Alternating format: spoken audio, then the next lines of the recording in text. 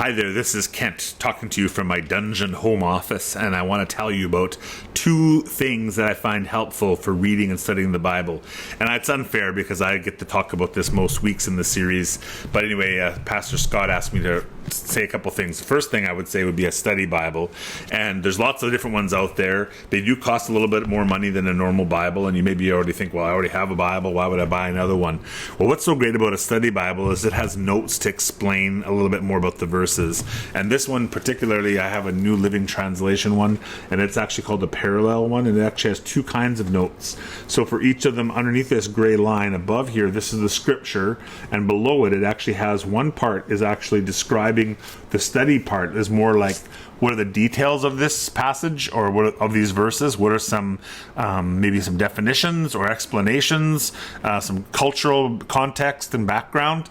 So that's very helpful. And then the other side actually has life application notes, it's called. So that's kind of like, so what? Like, how does this scripture affect my life? In addition, a good study Bible of any kind, there's other versions, I would say, like New International Version, NIV, or ESV are both very reliable translations that are quite readable.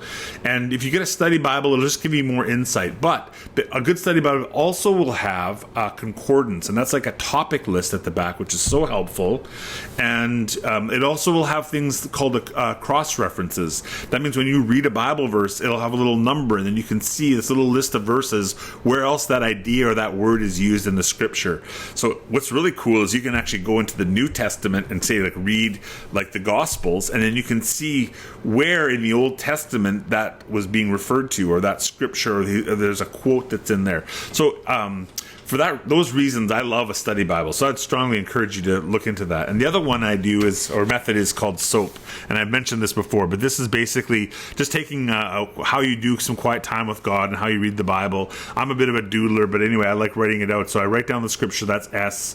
So that's just write down what you read. Having a plan is great. Know what you're going to read the next day, but you read that.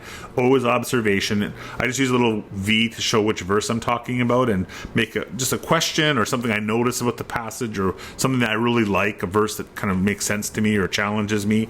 And then the A is application. And this idea of application is just sort of saying, what difference does it make? Or what am I going to think about? Or what can I do? What can I change? Is there something for me to obey, something to celebrate, something for me to do? And then the last part is P, for prayer. And I've been writing out a little prayer, just a sentence or two, mostly kind of helping me to do the thing that I felt that God was wanting me to do from the application section. So yeah, those are my two ideas. Get a study Bible and also write the SOAP. And it's so important that the SOAP, what it does, why it's helpful, is that it actually helps you reflect or think about the Bible rather than just read it and check it off. It takes a bit more time, but not that much more, and then you can really, it sticks with you through the day and can actually start changing our lives. So that's what I get excited about. Thanks for listening.